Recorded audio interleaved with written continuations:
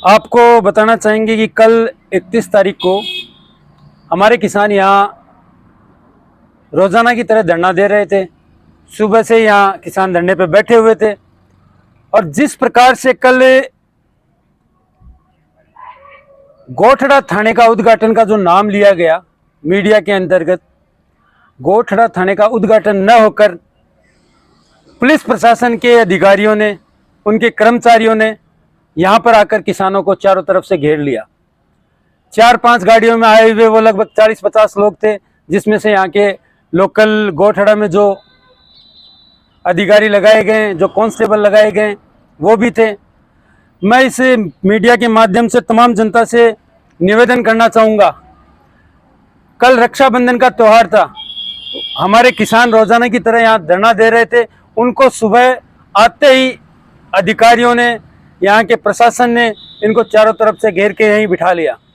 इनको यहाँ से जाने नहीं दिया गया, सिर्फ और सिर्फ नज़रबंद रखने का काम कि ये जो गोठड़ा का उद्घाटन हो रहा है उसमें कोई व्यवधान ना डाल सके।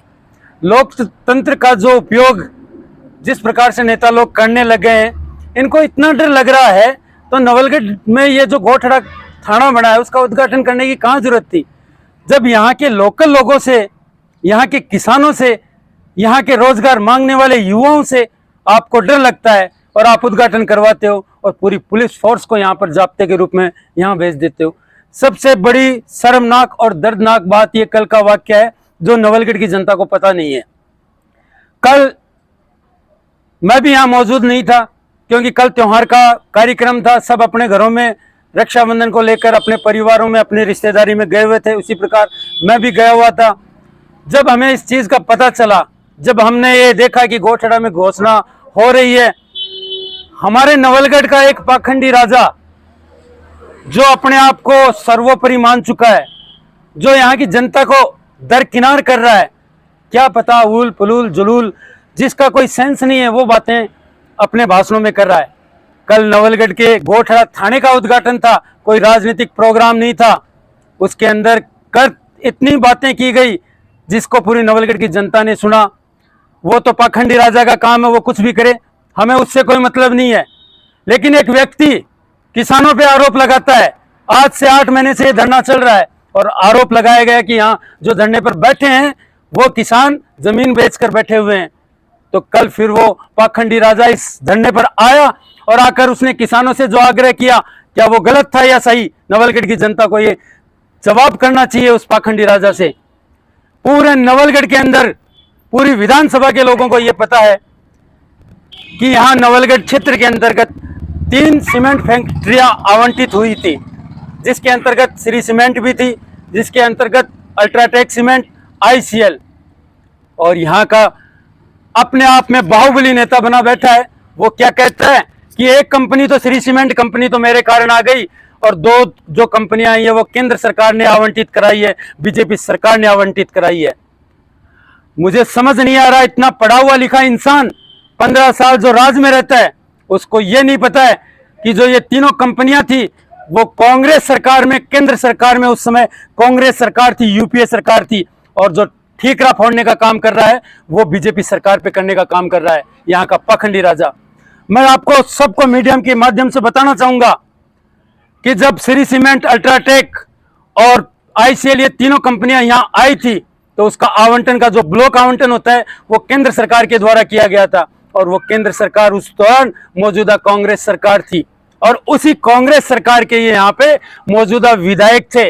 इनको मैं याद दिलाना चाहूंगा क्योंकि विधायक बनने के बाद में इनको अचानक जब मंत्री पद मिल गया तो ये तो अपने आप को राजा समझ बैठे। नवलगढ़ की जनता तो कुछ समझती नहीं है, यहाँ पढ़े लिखे हुए लोग हैं नहीं, तो अपने भाषणों में आजकल गांव में जाता है, इन किसानों को बदनाम करता है कि किसान अपने मुआवजे के लिए नहीं बैठे हैं, मुझे बदनाम करने के लिए बैठे हैं। अगर जब आपको बदनाम करने के लिए ये किसान बैठे हैं तो कल फिर इन किसानों को यहाँ क्यों पुलिस प्रशासन से रुकवाया गया, क्यों चारों तरफ इनके आवरण बनाया गया, क्यों इनको रक्षाबंधन के त्योहार पे यहाँ एक कैदियों के रूप में बनाकर, बंदी बनाकर रखा गया? आप तमाम मीडिया यहाँ बैठी थी। जब यहाँ का पाखंडी राजा इस धरने पर आता है तो वो मीडिया कर्मियों को, जो भी वीडियो शूटिंग चल रही थी, वीडियो बना रहे थे, उन लोगों को मना करता है। भाई लोकतंत्र में कोई भी वार्ता होती है उसको अगर हम जनता के सामने डायरेक्ट रखते हैं तो जनता उसमें निर्णय लेती है कि उस वहां पर उस स्टैंड पे क्या वार्ता हुई, क्या क्या मुद्दे हुए। लेकिन यहाँ के राजा को सिर्फ अपनी बातों पे, अपनी बातें कैसे सत्य करनी है उस बात पे करता है। पुलिस थाने के उद्घाटन में केवल और केवल श्री सीमेंट कंपनी की पैरवी करने का काम यहाँ के पाखंडी राजा नवलगढ़ के विधायक ने किया है। और मैं सीधा आरोप लगाना चाहूंगा कि अगर आप कंपनी के पैरवी नहीं कर रहे हो, अगर आप कंपनी की दलाली नहीं करते हो, तो बार बार आप श्री सीमेंट कंपनी की पैरवी कर कर जनता को क्या दिखाना चाहते हो। मैं आपको बताना चाहूंगा, वहीं बैठकर उसी भाषण में ये कहते हैं कि 2-4 किसान मेरी बात नहीं मान रहे। आपकी तमाम मीडिया के सामने दिखाना चाहूंगा, क्या ये 2-4 किसान है?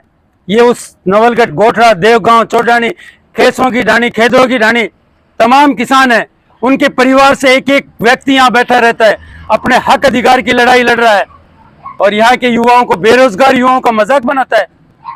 उस पाखंडी राजा ने क्या कहा कल आपके मीडिया के माध्यम से कि कल को कोई जो आवारा लोग घूम रहे हैं वो ये कहेंगे कि जो कुंवारे लोग हैं वो राजकुमार के कारण नहीं शादी कर पा रहे हैं, मेरे कारण, विधायक के कारण। तो नवलगढ़ की जनता ये पूछना चाहेगी कि भाषणों में ये बातें होती है क्या? एक विधायक की ये भाषा शैली है क्या? पूरी तमाम मीडिया से मैं पूछना चाहूंगा कि जिन लोगों की शादी नहीं हुई है उसका उपहास करना, वो भी एक सार्वजनिक मंच से, वो बहुत बड़ी बात है। ये तो हमारा समाज की एक व्यवस्था हो गई, किसी की शादी हो गई, किसी की नहीं हुई है तो उसका उपहास बनाना राजनीतिक रोटियां सेकना है। और आप उपहास बना रहे हो। अरे आप बात करते हो दैनिक भास्कर में पत्रिका में न्यूज की, आपके खिलाफ, इस पाखंडी राजा के खिलाफ न जाने कितने कब्जों को लेकर जयपुर के अंदर कितने कब्जे किए हैं। कुछ रोज पूर्व, 6 महीने रोज पूर्व दैनिक भास्कर और राजस्थान पत्रिका में बड़े बड़े अक्षरों के अंदर एक मकान पर कब्जे की शिकायत थाने के अंदर दर्ज हुई है। डॉक्टर शिव गौतम की पत्नी है, उन्होंने दर्ज कराया है। कभी तो अपने भाषण में नहीं कहा कि मैंने वो कब्जा नहीं किया है, वो भी अखबार के अंदर लिखा हुआ है। लेकिन खुद को पाक साफ बताने वाला ये पाखंडी राजा भूल जाता है किस प्रकार से इन्होंने नवलगढ़ की शान बदराना जोड़ को निकलने का काम किया। लेकिन मैं आपकी मीडिया के माध्यम से ये विश्वास दिलाना चाहूंगा, जिस प्रकार से इस पाखंडी राजा ने नवलगढ़ के बदराना जोड़ को निगलने का काम किया, ये किसान के बेटे उसी पेट से, उसी जबड़े से इस हाथ को डालकर उस बदराना जोड़ को बचाने का काम भी करेंगे और पूरी जनता के सामने इस नवलगढ़ के तानाशाही विधायक और पाखंडी विधायक की हर एक पोल को खोलने का काम करेंगे। मैं आपको बताना चाहूंगा, नवलगढ़ का ये तानाशाही विधायक यहां पर अपने भाषण में कहता है कि 23,000 करोड़ की जो श्री सीमेंट कंपनी पे इनकम टैक्स की रेट पड़ी थी, वहां पैसे मिले थे। अरे मूर्ख आदमी, तेरे को ये नहीं पता है कि 23,000 करोड़ रुपए नहीं मिले थे। 23,000 करोड़ रुपए का जुर्माना इनकम टैक्स डिपार्टमेंट ने पूरे ग्रुप पे लगाया था। श्री सीमेंट कंपनी के तमाम ग्रुप पे 23,000 करोड़ का जो इनकम टैक्स ने घोटाले का टैक्स लगाया था, और पैरवी कर रहा है वो श्री सीमेंट कंपनी की। यहाँ के नवलगढ़ के किसान उसको विधायक बनाते हैं, उसको सरताज देते हैं यहाँ के किसानों की आवाज उठाने के लिए, युवाओं की आवाज उठाने के लिए। लेकिन वो व्यक्ति उसी किसान और युवा का उपहास बना रहा है। मैं तमाम नवलगढ़ की जनता से आह्वान करना चाहूंगा कि आपके पास में ऐसा नेता, ऐसा पाखंडी राजा आता है, उससे सवाल जवाब कीजिए आंख से आंख मिलाकर। अरे इसको तो डर लाइव वीडियो चलने में ही लगता है। सवाल कीजिए दिल खोलकर। मैं तमाम मीडिया के आपकी तरफ से कहना चाहूंगा, और कल तो बहुत बड़ी बात कह दी आपके ही इस उद्घाटन में, गोठड़ा के थाने के उद्घाटन में, कि मैं लास्ट ऑप्शन हूं किसानों का। मतलब नवलगढ़ के किसानों ने इस पाखंडी राजा को राजा बनाकर बहुत बड़ी गलती कर दी कि मैं जो करूंगा इस श्री सीमेंट कंपनी में वो काम मैं ही कर सकता हूं। 10 लाख रुपए मैंने करवाए हैं। और ये पूरा मंच और श्री सीमेंट संघर्ष समिति ये कहती है कि हम आपकी बातों का दरकिनार करते हैं और आने वाले समय में ये तय करके बताएंगे कि आप ऑप्शन नहीं हो, आप जनता के चुने गए व्यक्ति हो। और आप जब जनता के साथ में दुर्व्यवहार, दुराचार और भ्रष्टाचार करोगे तो ये जनता परिवर्तन के रूप में इस नवलगढ़ को स्वतंत्र करने का काम करेगी। जब यहाँ पर धरने पे वो आए उस समय मैं मौजूद नहीं था। मैं आपके मीडियम के माध्यम से इतना ही कहना चाहूँगा कि हमारे संघर्ष समिति के जो लोग हैं वो सारा वाक्य आपको 2-3 जो मैन हमारे सीनियर वो आपको बताएंगे कि क्या क्या वहाँ चर्चा हुई। किसान साथियों और आए हुए मीडिया बंधुओं सबका किसान संघर्ष समिति गौशाला नवलगढ़ की तरफ से हार्दिक स्वागत और बहुत बहुत अभिनंदन। धन्यवाद आपका कि आप हमारे बीच में आए और हमारी पीड़ा सुनने के लिए आपने मौका दिया। विधायक जी ने ये कहा था मंच के माध्यम से कि गोकुल सिंह शेखावत ने यह बात कही थी कि विधायक जी हमारे दिल में रहते हैं। सही है, मैंने कहा था, लेकिन विधायक जी के दिल में भी तो किसान रहना चाहिए ना। और फिर ये बात जो नुकसान हुआ है किसानों को खेतों के अंदर, जो लोग पीड़ित हैं, वो हमने अपनी पीड़ा बताई तो उसके ऊपर उन्होंने कोई प्रतिक्रिया नहीं दी। उन्होंने ये कहा था कि मैं 50 लाख रुपए नहीं दिला सकता। कोई बात नहीं, आप बात तो सुनिए। जब किसानों के खेतों में ये कार्रवाई धारा 89 की गई थी न्यायालय के आदेश के मुताबिक, ये तो ठीक है न्यायालय का आदेश था, लेकिन हर किसान ने जब ये कार्रवाई हुई थी तो हमने रिक्वेस्ट किया था कि इस हमारी फसल को कुछ मौका दिया जाए ताकि फसल पक के तैयार हो जाए और हम अपनी फसल को ले सके, लेकिन किसी ने माना नहीं। अगर विधायक जी चाहते तो ऐसा ये कार्रवाई रुक सकती थी कुछ देर के लिए ताकि किसान को नुकसान नहीं होता। उस नुकसान से किसान की फसल बर्बाद हुई, उसका नुकसान हुआ, तारबंदी तोड़ी गई, काफ़ी उसका नुकसान हुआ, जिसकी वजह से वो किसान परिवार 1.5 से 2 साल तक बहुत पीड़ित है। उसके पास खाने का संकट, ऐसे किसान परिवार भी हैं जिनका घर परिवार उस खेती से ही चलता है, उनके सामने खाने का संकट, पशुओं के लिए चारे का संकट, घर में लाइट काट दी गई, कृषि कनेक्शन काट दिया गया। एक तरफ तो सरकार बिजली फ्री देने की घोषणा कर रही है, 100 यूनिट तक फ्री है, कृषि कनेक्शन फ्री है। इन किसानों ने क्या बुरा कर दिया जिनका लाइट काट दी गया? बताओ, वो फैसिलिटी क्या उनको मिल सकती है? वो बंद हो गई। दूसरी बात, प्रधानमंत्री योजना किसान निधि सम्मान निधि के जो 6,000 रुपये किसान के खाते में आते हैं केंद्र सरकार की तरफ से, वो बंद हो गया। उसका जवाबदार कौन है? क्या श्री सीमेंट कंपनी ने या प्रशासन ने आज तक सुनवाई की है? कोई सुध ली है कि किसानों को किस हालत में कैसे रह रहा है? उस पीड़ा को किसने समझा आज तक? 1.5 साल से 2 साल से किसान बहुत पीड़ित है। पीने का पानी का संकट है, लोग पानी के टैंकर गिरवा रहे हैं, घर में लाइट नहीं है, उनके बच्चे कैसे पढ़ सकते हैं? कितनी पीड़ा है उसको कोई जानता नहीं है। बोला मैं नहीं दिलवा सकता। आप ही ने विधायक जी आज से 4 साल पहले किसानों का एक संगठन गया था आपके साथ में और जयपुर में जाकर के तय किया था कि मैं ये 10 लाख की रेट तय करवाई थी। आज आप क्यों नहीं करवा सकते हो? लेकिन उन्होंने इससे अपना पल्ला झाड़ लिया और ये कहा कि मैं नौकरी के लिए, तो यहाँ के जो स्थानीय लोगों की नौकरी के लिए भी हमारा जो मांग थी 11 सूत्री मांग में, स्थानीय युवाओं को रोजगार है, ज़मीन की कीमत है, तो उन्होंने सबसे पहले कहा कि मैं नौकरी के लिए तो मैं कोशिश कर सकता हूँ। तो चलो, हमारे जो किसान भाई है सब मिलकर के हम तय करेंगे कि लिस्ट बना के दे देंगे, देखते हैं वो कितने की नौकरी देते हैं। लेकिन पहला मुद्दा तो ज़मीन के मुआवजे को लेकर था, उसको उन्होंने कट कर दिया। अब देखते हैं कि नौकरी पर भी आ जाते हैं। किन मुद्दों पे बात हुई? जो कल गोठड़ा गांव में थाना का इनॉग्रेशन किया और हमारे एमएलए साहब की जो रैली निकली, उस रैली से मैं ये इस नवलगढ़ विधानसभा की जनता से पूछना चाहता हूँ। हम 7 या 8 महीने से शांति प्रिय से किसान धरने पर बैठे हैं, शांति प्रिय अपनी मांगों के लिए करें। मैं ये पूछना चाहता हूँ कि क्या ये किसान उग्रवादी है, आतंकवादी है, जो यहाँ छावनी में तब्दील कर दिया इस क्षेत्र को? पूरा प्रशासन, पूरी पुलिस सब कुछ यहाँ लगा दी।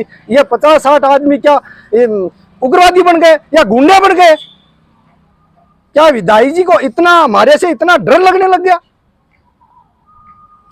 जाते इनका प्रोग्राम ये विधायक जी का नहीं था प्रोग्राम, ये सरकारी प्रोग्राम था। सरकारी प्रोग्राम को जिस तरह से ये राजकीय जो संसाधन है उनका जिस तरह से दुरुपयोग किया जा रहा है, वो सोचने वाली बात है। दूसरी बात,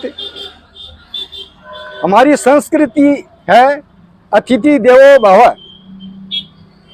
7-8 महीने तक हम गर्मी, सर्दी, ठंडी में सब में यहाँ तपस्या कर रहे हैं और 7-8 महीने के बाद हमारे विधायक महोदय जी की नींद खुली, वो कल आए। हमारा कर्तव्य है उनका सम्मान किया हमने। उसी मतलब संस्कृति का अतिथि देवो भव के आधार पर हमने उनका स्वागत किया। चर्चाएं चली, ये है यह है वह। जो हमारी मेन जो मुख्य मांगे हैं 3, जमीन का मुआवजा, मकानों का मुआवजा और युवाओं को रोजगार लोकल जिसकी जमीन जा रही।